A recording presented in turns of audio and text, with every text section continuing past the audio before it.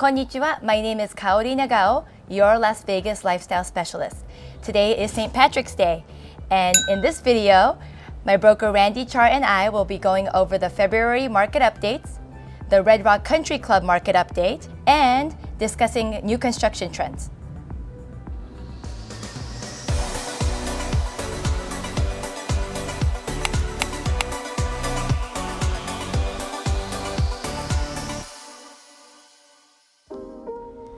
So Randy, happy St. Patrick's Day to you. Happy St. Patty's Day to you. Yeah. Like your blazer. Thank you. This I call this my master's blazer. Oh yes. You know, yes. very green, I and agree. I love your shirt too. Thank you. And today we are here. I'm super excited. We're here at the Red Rock Country Club, and tell us about this home. Yes, we're at 11600 Evergreen. This is a phenomenal plan. You know, when Red Rock or the developers of Red Rock built this home, this was considered their most executive highest series. Noted with the high ceilings. In fact, this home is single story, over 4,000 square feet. But obviously what makes it super special is what you see behind us. The mountain view, the golf course view, it's absolutely incredible. So it's been really exciting. In fact, this home went on the market last week and we had 3 cash offers in the first day. So pretty incredible. Wow, just in one day. Just in one day. Just shows you the pent-up demand for homes like this that are going on. Absolutely. And I know you love golfing. You've golfed here before many times. This is the #1 handicap hole. I think it's hole 5. It's straight uphill, over 500 yards, and it's a beast. But it's a beautiful hole. Wonderful. Well, super excited to be here on this beautiful day.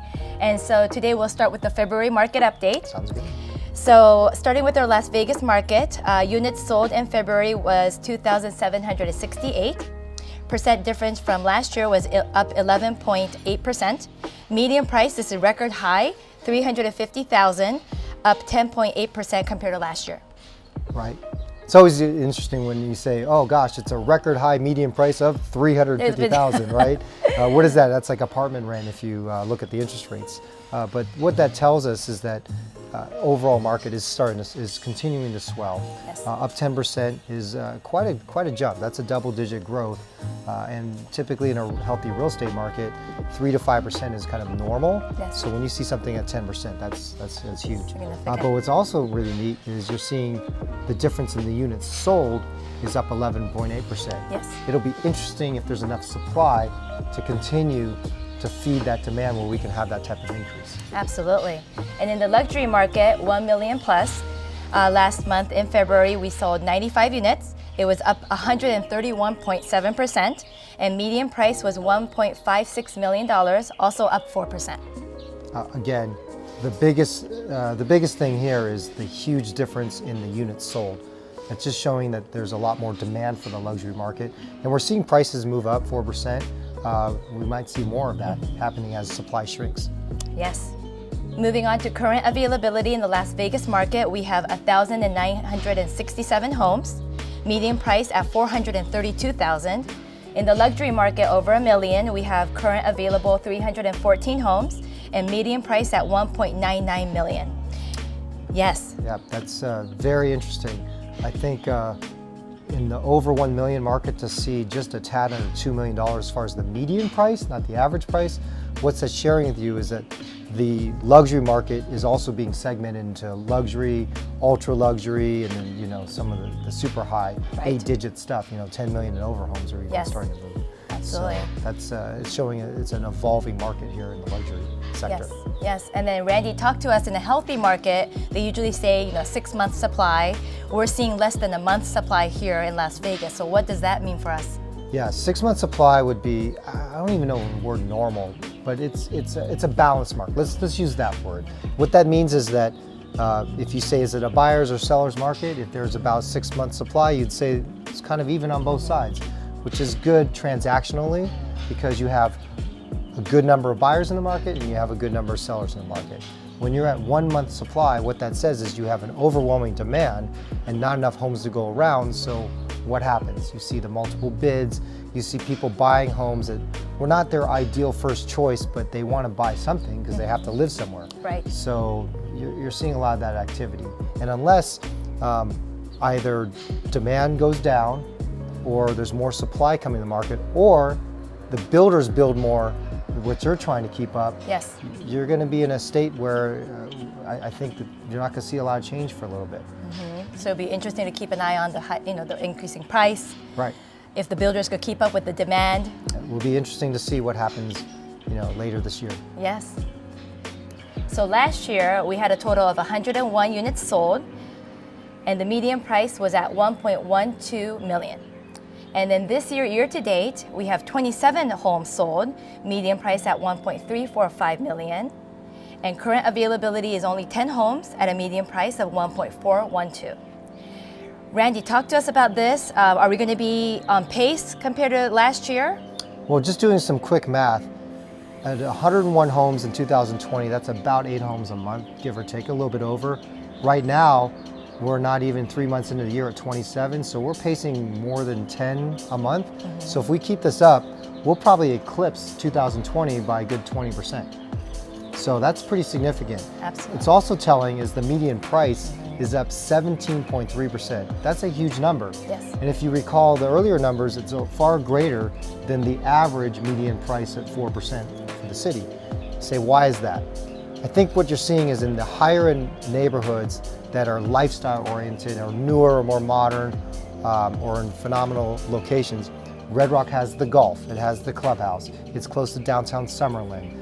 So there's a lot of demand in this particular community and other golf course communities or master plan communities around the city, opposed to the large traditional homes that are just on big acreage. So I think that's one of the reasons why you're seeing that. The other thing interesting is with only 10 homes available, Yes. the median price is 1.4. Yes. It's actually trending up. Up. And in fact, when we listed this home, is really telling because this was listed at 1.7 Okay. a week ago or so. Yes. And we had a bunch of cash offers the first day. So there's definitely pent-up demand. And which cash offer won, Randy? Well, we did definitely take the seller chose the highest cash offer. So in this case, the seller said, listen, what was important to us is get a solid number without the contingencies, because it's not just price. You have to remember, folks, it's a lot about terms. So whether you are negotiating on the buyer side or in the seller side, it definitely helps to have someone on your team that really understands the different dynamics of the terms and how to set up the deals, because it doesn't mean anything to put it in escrow. It means everything to get it to the finish line. Absolutely. So talk to us about the contingencies, because I'm hearing a lot, from my industry folks, and even just personal experiences. A lot of people are waiving, the inspection, the appraisal. What are these trends that you're seeing right now? Well, obviously, when the market gets tighter and the seller has more of the leverage per se, they can ask for certain things. They can say, listen, it's fine if you finance, but we're not going to be accountable for the appraisal price. So we're going to waive the appraisal, or within a certain price point, we're going to waive the appraisal. Yeah. And sometimes to make their offer stand taller or more competitive with a cash offer, as an example, you're going to need to do some of that stuff. Right. On the seller end, it's a combination of what's important to them. Do they want performance, or do they really just looking for the highest net number? Right. And this is great, folks, because I'm doing a lot of buyer representation, Randy, and the big question is, how do you want your buyer's offer to stand out in this multiple offer scenario, right? So then these contingencies, thinking outside the box, how do we get creative to stand out? I think those are all really great points. And again, folks, if you have any further questions on these techniques or, these approaches, please comment below. We'd love to engage with you, and love to hear your feedback as well. Yeah, that's been a very interesting topic. Certainly, we've had some pretty interesting studies lately, or cases where we have buyers that are saying, how do I get in this home? Right. And sometimes the seller might want, or might appeal to them maybe a letter. Who's moving into the home? They want to know that who am I passing the torch to? Right. And sometimes if they like the story of your buyer, Yes. that might help. Maybe it's just the business aspects of it is, hey, I want a lease back for the provide us a lease back for the seller, because they're in a situation where they may want to sell their home and get their funds, but they can't move right away. It would be inconvenient for them to do that. So a lot of times the buyer can offer those type of things. So it's a lot of different scenarios. Absolutely. Think creatively, think outside the box for sure. Yeah, great tips. And then last topic for us, Randy, we have new construction trends.